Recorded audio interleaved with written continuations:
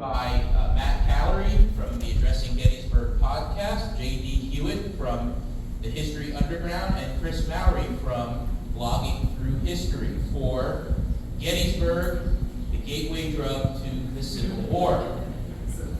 I know, right? We are on a seminary campus. You're right into the cross. You are on a seminary campus, right? All right, well, I am going to take my leave to the back of the room.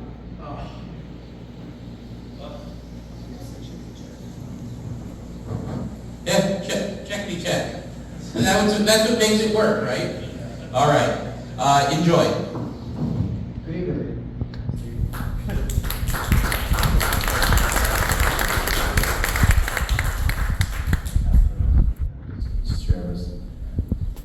Good evening, ladies and gentlemen. My name is Matt Callery from the Addressing Gettysburg podcast, for those of you who don't know who I am. Because I think, you ever get the feeling that the world is a tuxedo and you're a brown pair of shoes?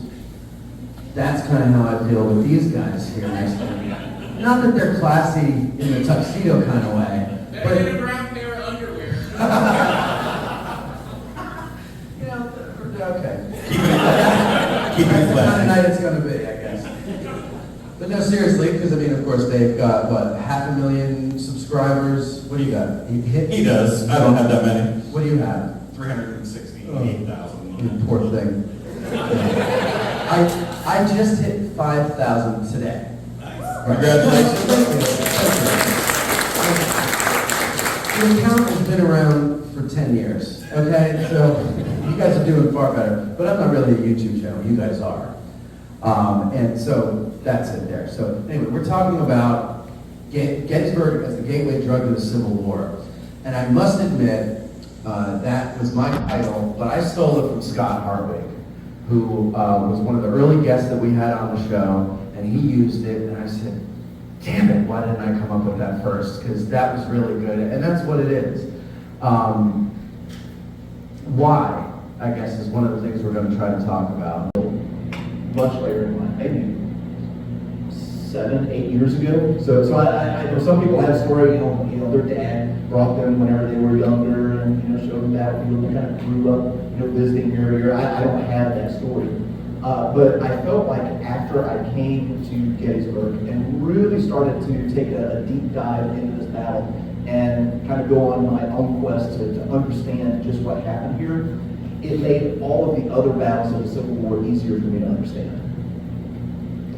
Yes, it is kind of an easy battle to understand. Like if you look at the maps and everything, it's north and south, east, west. Like the ridges kind of run almost perfectly in that way, and the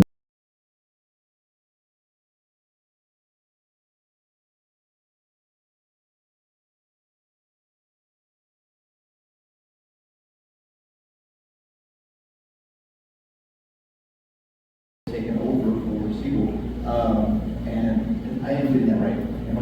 Yeah. Okay, all right, thanks. Chris is my sister. Sometimes my brain and my mouth don't communicate well, and my brain thinks one thing and stupid things come out of my mouth, so I have to fact check myself every once in a while. But anyway, it helped me to understand kind of like this line that you can trace from one battle to another, to where really the Civil War, instead of becoming these isolated events, we kind of typically think of things as being in the Eastern Theater, the Western Theater, the Trans-Mississippi, and the Gulf states and stuff like that. Really, it's just one narrative that takes all of these different branches that all connect in some way. Yeah. All right, thank you all for coming out. You reminded me of something, Chris, before. You said that you talked about the maps that you drew. So, I don't know, if anybody listens to the show, I've talked about how I have dealt with depression over the years. My 30s were just awful. And at the end of my 30s, as I was nearing 40 and really getting sick of the depression, I was going through an old box. All treated our water because we only brought water that big. And we were all just dying, right? So I realized that wasn't a good idea. But the point is, I had taken notes and I had done this very meticulous notebook, and I had copied maps over by hand out of the book. I had drawn the troop positions and everything like that. And I even threw in little jokes, like if there was a pun that I could make or something, and as I was reading it, I was like, I gotta throw that in there just to make myself laugh later or something like that. And I remember reading it, and this is how bad depression is. Like, I was like, who the hell wrote this? I didn't know who that was. And it was only 14 years prior to when I looked through it. And, but it was that and a conversation with my best friend that made me realize I need to be back here. Because this is the only place I felt happy and at home. And I'll tell you what, I had improved before I moved here. But the minute I pulled in the driveway and turned the ignition off at my new place when I first came back, it was like half of my misery went away. It was amazing. And you know, I don't say this to people so that everybody moves here, because then you're going to ruin it for me. So, but keep visiting. So what else? Okay, so what do you like about Gettysburg so much? Why do you think it is, like, what grabs you about it? There are the stories. I mean, first of all, there's the great stories. I mean, there's so many iconic like moments. Yeah. Buford out here on day one making the decision to stand and fight, and you know the controversy over what happened with the high ground with the Second Corps, whether Ewell should have taken it, and some of Lee's decision making with the attacks on July 2nd. And there's bigger than life personalities. There's human interest stories. As a kid, the first story I heard was about Bayard Wilkinson cutting off his own leg out here on July 1st, and I was like, wow, people did that? These guys were hardcore, So, you learn things like that, and then you learn about guys like Alonzo Cushing at the angle on July 3rd, just taking shot after shot, but keeping on going, and, learning about Pickett's charge and these guys marching into the face of that, standing in the middle of that field, and just knowing instantly it was a bad decision just by looking at it. And I just think there's so many great stories, but I think JD and I were talking about this earlier. Gettysburg compared to a lot of battlefields is much easier to understand. We were saying that. You can stand on a little round top and understand instantly why that was important. You can stand at Cemetery Ridge and imagine the entire fish hook of the Union lines. You go to a place like Chickamauga, you can't see 100 yards. You have no idea what's going on in that battlefield. So I think it's easier for people to connect to because they can understand. It all makes sense, just like it did to them. So before I really knew what Gettysburg was, I remember it was a very heavy word. Like, I remember the old timers in my family, like, if there was something that was really horrible that happened, like Gettysburg, it was like just a word that you could use to describe something bad or just whatever, full of carnage or whatever. And so I knew like it was something. And then in 5th grade we had to learn the Gettysburg Address. And I remember even then, I really wasn't too, keen on anything. Really, I was kind of a dope. But like, I remember even then, I was like, I don't understand half of the words here, but it's beautiful. Like, it's like, politicians don't give beautiful speeches anymore. It's just a bunch of platitudes strung together. But his platitudes, I'm not talking like a big picture kind of attack kind of thing, just an individual or something that really has always fascinated you about the Battle of Gettysburg. Start with JD. I got too many to go through. So if we're just doing a stream of consciousness thing, and I'm just picking the first thing that comes to mind. The wheat field is the part of the battlefield that has always fascinated me the most. It's my favorite spot to go to. It's not the most scenic. It's not the most picturesque. You go there and you're in the bottom of a bowl. But I love that part of the battlefield. We were talking about how Gettysburg is easy to understand, but whenever you zoom into part of these areas, it gets a lot more complex. So I kind of like that it's easy to understand in some ways, and it's also a Rubik's Cube for me in another. So that should have been the title, a Rubik's Cube. That's good. Yes. Lots of metaphors for Gettysburg. So as far as a particular story that has always fascinated me, the one that really got me comes out of the wheat field, and it's of the soldier who at the end of the day is lying in the field wounded, and night falls, and all of a sudden the hogs come out and start eating the dead, and he's having to fight these hogs off with bayonets. Like, as if this guy has not had a bad enough day already.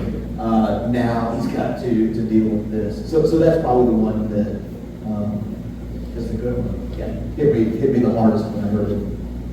Yeah, that is a good one. I heard that one later on. I think I love the Buford stuff because I love how things start. Because you know the end, you know what's up after. How does it start? It always starts small, one shot, and then next thing you know it's hell.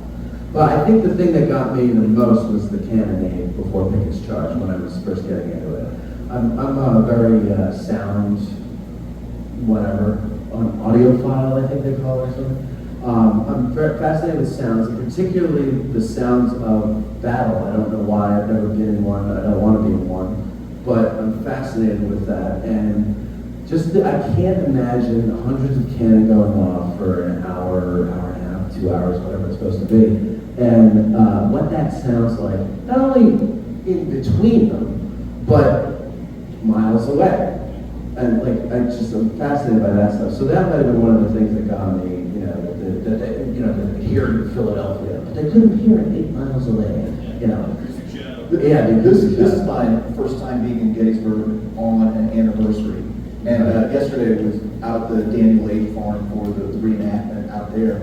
And one thing that really got me is they're actually reenacting the wheat field. The artillery is using like a fraction of the charge that they use in real life. But I'm sitting there on the bleachers and I can feel the concussion from it. Yeah. And I can hear what it sounds like, and I was thinking, my gosh, what was it like to be there on that day and to feel like the concussion and just have this constant roar of thunder going on. I've read that Hollywood gets it wrong because there's no discerning somebody screaming in your ear.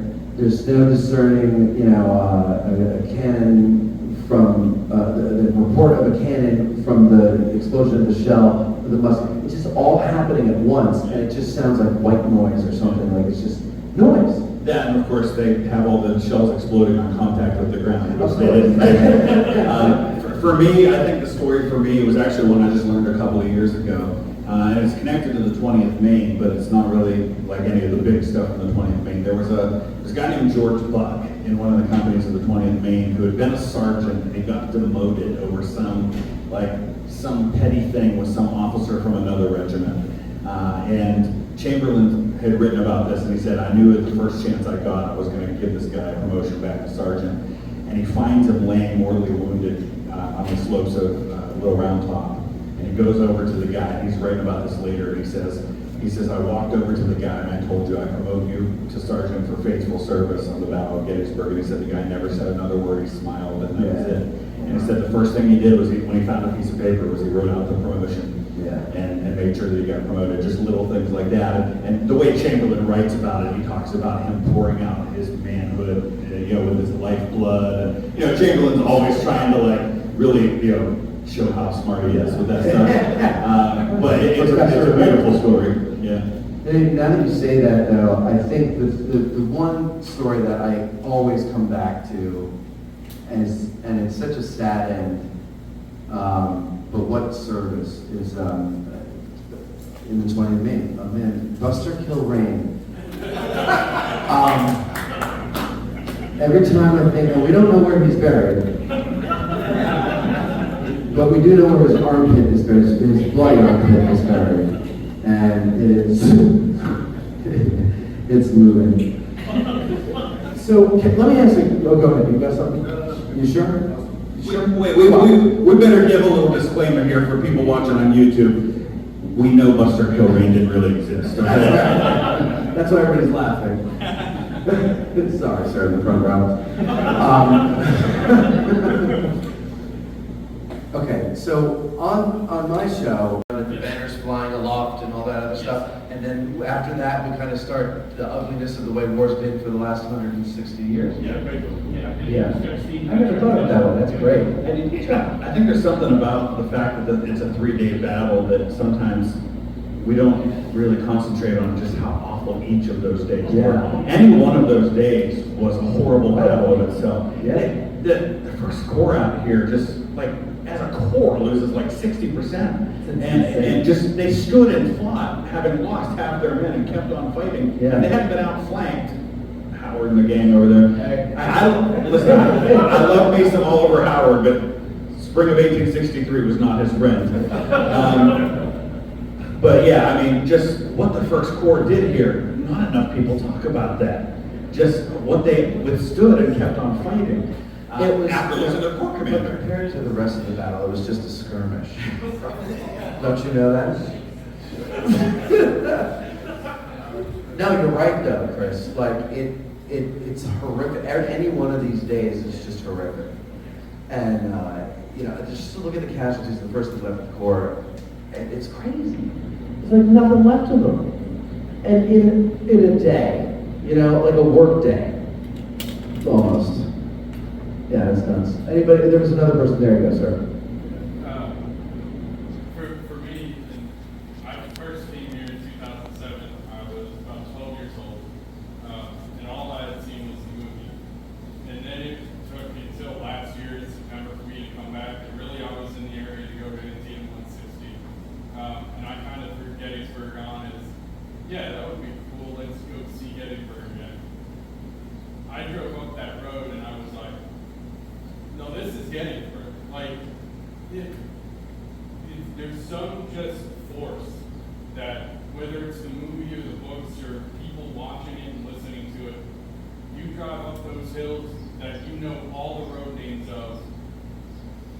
I'm sitting in a building at the seminary. Like, that is, I am geeking out. This is the coolest thing I could be doing. And to have guys like you that share this is why I'm here. Is there are people who like history as much as I do and need to remember what those men did out there, because it's that important. And that name, Gettysburg, or sorry, Chris Roy will praise me, Gettysburg. No. Well, It's Gettysburg. it just matters. Should you go to Getty Gas or Getty Gas? I think you bring up something else where you said that you're kind of geeking out that you're in a building, you know, on the. That wasn't even here. Yeah. But I mean, still, it's the property. Yeah, here's something else that I think helps to set Gettysburg apart is there's, especially on the first day, a lot of urban combat that happens. So a lot of battlefields, and this is World War I, World War II, Civil War, you go out and you're in a field, and it's woods. There are some physical structures here that can kind of take you back. One of the coolest things, I mean, yeah, like I said, we're here, you know, on Seminary Ridge Museum and, you know, the Lutheran Seminary. When I had a chance to go up into the cupola and to look at the view that Buford had on the first day, or you know, to go into town and see where there's bullet strikes in the brick on some of these buildings. There's something about this place that makes it a little bit more tangible as well, that you don't always get in other places. I haven't been in the cupola yet. Oh, hey, I know a guy who can help you. We get a big thumbs down from Pete back there. Yeah, anybody who you know, comes to Gettysburg, Good boy. you know, I always, you know, they say, where do I start? Where do I go? I would say, you know, come here first, because man, this is where it all started, and right here is going to help Where it all began. Yeah, this is going to lay the foundation for you to understand the rest of the battle. That guy agrees. Thank you for that. But it was something that the North needed to be in the press. We beat Robert E. Lee, and we beat him big time. So that was going to get sold, and that was going to get reproduced in the newspapers, and that became, I mean, whether it was the turning point or not, it felt like the turning point for people. So I think from then on, Say it's a turning point. absolutely, it's a turning point. Yeah, well, I'll give you that. Thank you. Because there's more than one turning point throughout the entire war, not just 1863. Right? Yeah, okay. How about pop culture, though? And of course, the movie. But prior to the movie, I mean, it's mentioned in tons of old films, westerns. You know, westerns, if it's like an old cavalry movie or something that takes place in the West afterwards, you know, if they're all veterans, you know, like John Wayne and Victor McLaughlin or something, they're like, oh yeah, back at Gettysburg, you know, I was with the 10th, or, you know, something like that. And, it's just, it finds its way into things, even things that aren't about the Civil War or aren't about Gettysburg. Yeah, you know, and I was just thinking in terms of politics even, you know, Rufus Dawes leads the Wisconsin troops across the field to the railroad cut. His son becomes vice president of the United States. There's a private buried over in the cemetery whose great-grandson became president of the United States. Yeah. And so those guys even had connections to modern generations that connected back to Gettysburg, but I don't know if those exist in a lot of other places. There's a heavy metal band that did like a whole album called Gettysburg or something like that? Civil War's the name of the band, yeah. The name of the band is Civil War? Yeah. It's a stupid name for a band. Just kidding, Civil War. 2001. I don't know how. Thank you. I don't know how the algorithm never offered you that. I mean, it makes no sense. That's one of the things about YouTube. You just, you know, you go years and all of a sudden you discover a channel. It's like, wow, how did I not find this sooner? Not that I'm saying I'm one of those channels, but there's a lot of channels like that. I mean, you guys are like Mr. Beast of the Civil War. So, my question is this. I've asked this a lot of my friends. It's 2 o'clock on July the 3rd, and there's 12,000 men about across the field. Where are you standing? Are you going to Pittsburgh. Youngstown, Ohio, yeah. Yeah. What do you see when you look at Biggest Chart? When you see the culmination of the battle, what do you see? I mean, with the benefit of hindsight, I see failure, but if I'm Robert E. Lee in that moment, No, yeah. I'm talking to you. Where do you see yourself? Oh, where do I see myself? You're a little boy, Yeah. and you're gonna go. You're somewhere there. Where are you? Are you on the side of Ridley? Or are you? I'm with the 8th Ohio, getting ready to flank those guys as they come about, yeah. Yeah, no, I mean, seriously, I mean, I'd sure as heck rather be on the Union side behind a stone wall in that case with canister fire raining down on those guys. But yeah, I mean, there's a reason those Union soldiers, after it was over, were chanting Fredericksburg at those guys, because they had been on the other end of those exact things, marching up Marie sites and, you know, those things. So yeah, that's where I want to be. I want to be different. The story is this father, this candidate starts, and this father tells his son, we're going up to the roof to take a look at this because this is something that we are never going to see again. And I always see myself in that story, where there's a bunch of chaos going on around me, and there's probably a little bit of danger, but yet you don't want to see it because you're not going to see anything like this again. That's a great one.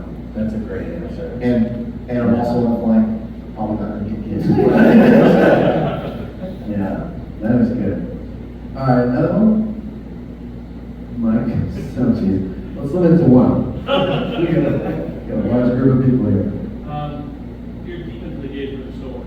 Now, of course, we know all those popular stories, but what is one story about Gettysburg you think needs to be given more coverage? Culp's Hill. Amen. What was it like? Because of all the rounds that were fired during the entire battle were at Culp's Hill.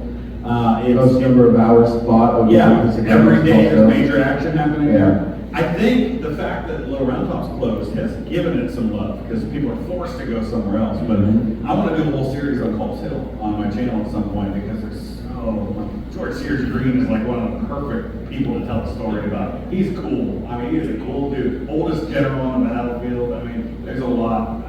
Culp's Hill. Pretty sweet mustache, too. Yeah, okay. All right, just saw another hand somewhere in the back there, sir. Just want to thank you guys for bringing this, the time you put into this stuff. I know it ain't easy, but you really run this, because we are lazy, and click on YouTube and have you guys jump in our living room and shut you off and pause you when we gotta take a break. That's really educated everybody here. Thank you. I want to thank you all.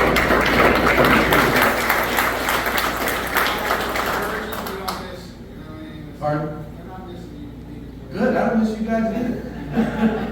Where in Jersey are you from? I'm from near Philadelphia. Oh, yeah, that's not Jersey though. Nah, that's Jersey. I'm from up north. Where? Really? Parsippany? What, you want to start a fight?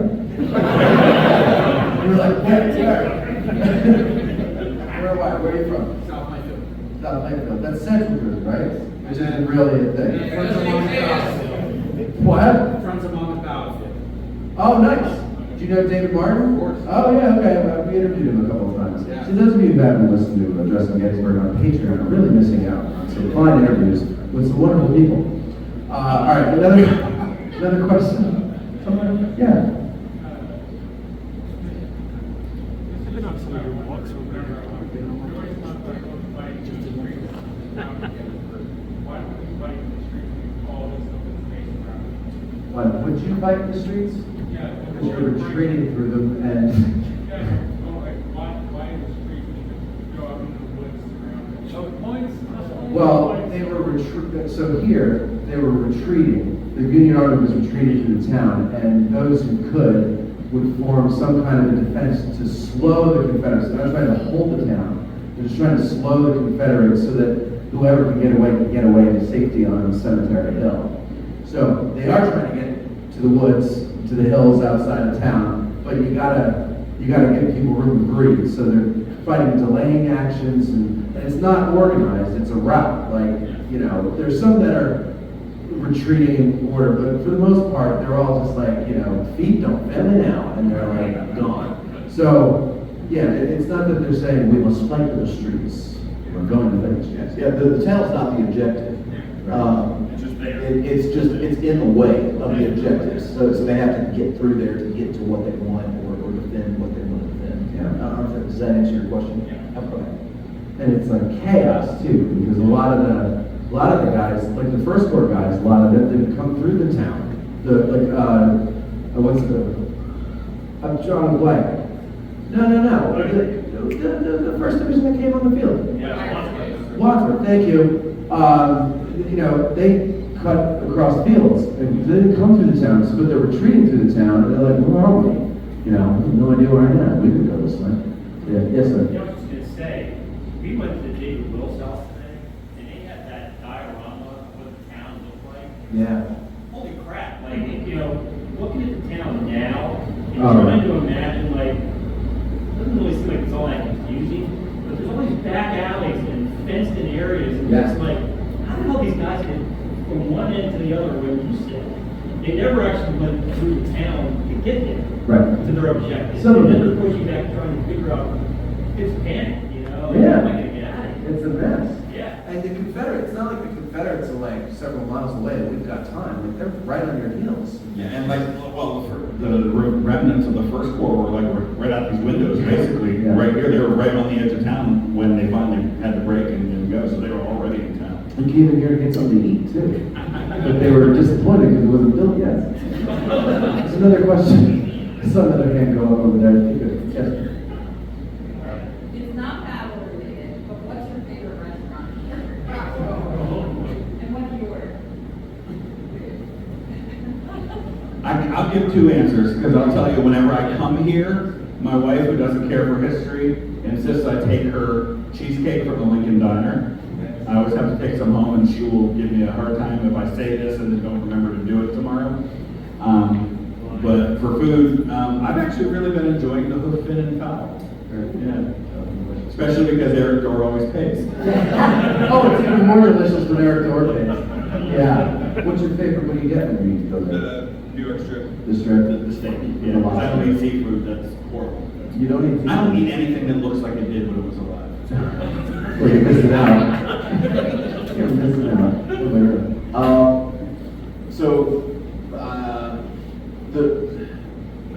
For something really, really nice, I really like the Dobbin House.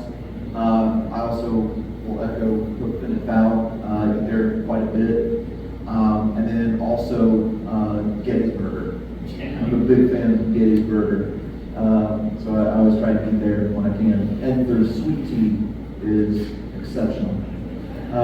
There was one time I went there during the summer, and it was really hot, and I sat down to order, and she said, "What do you want to drink?" And I said, "I want all of the sweet tea that you have." So she brought me out a cup, and I said, "I'm sorry, I want all of it." She like literally brought it out, yeah, and brought it out, and yeah, but anyway, those are my favorites. Wait, as soon as you said that, all I could think of was, I'm afraid what you think I said was, bring me a lot of sweet tea. What I said was, bring me all the sweet tea that you have. I'll answer your question after the show, because I don't want to say. He has to live here. And I do business with some of the restaurants, so I don't want to, you know.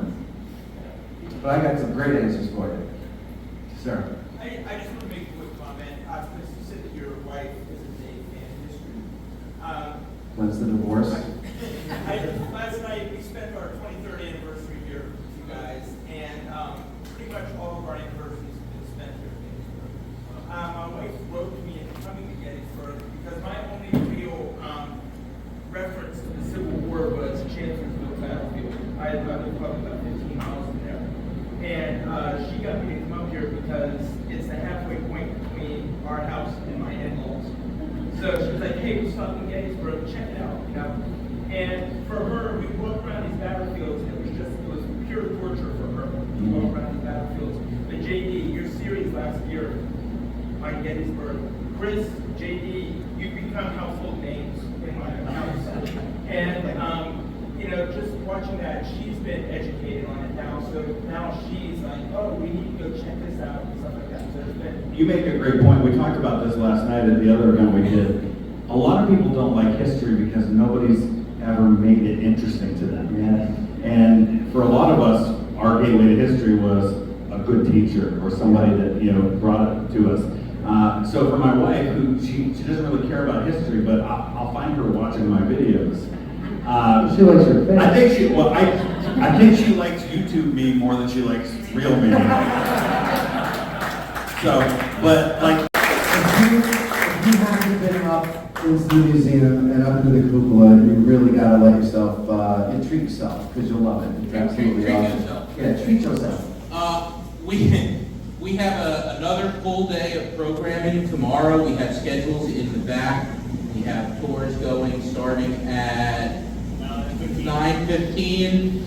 Scott Mingus is going to be here giving a lecture. Joe Owen.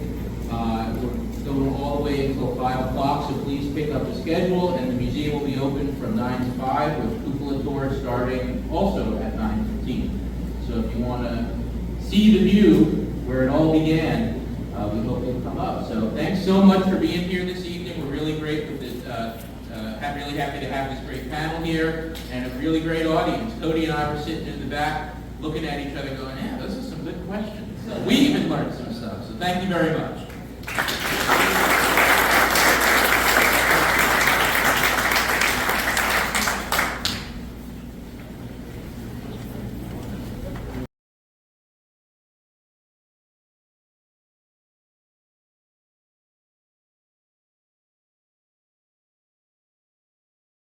Thank you.